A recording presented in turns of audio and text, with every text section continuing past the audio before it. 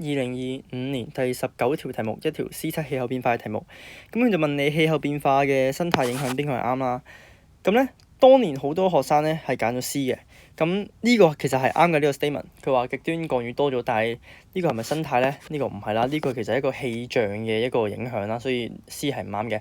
咁我哋繼續睇啦。咁較少嘅亞馬遜雨林山火咁都唔啱啦，因為你今日氣候變化情況下，你嘅嗰個係嗰個乾燥係會多咗嘅。咁你乾燥嘅情況下，自然山火都會多啲啦，咁唔會話少啦。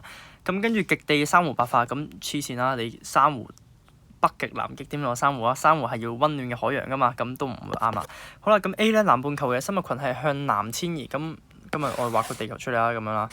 好啦，咁啊呢度係南半球啦 ，OK。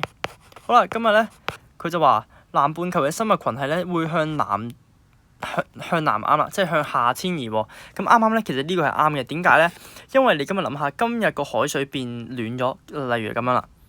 可能呢度本身啦，呢度本身咁我分開啦，有隻魚喺度嘅，魚點樣畫？有隻魚啦咁樣。咁呢隻魚咧，可能佢本身需要我當25度嘅海水嘅，咁即係佢適應呢個25度海水啦。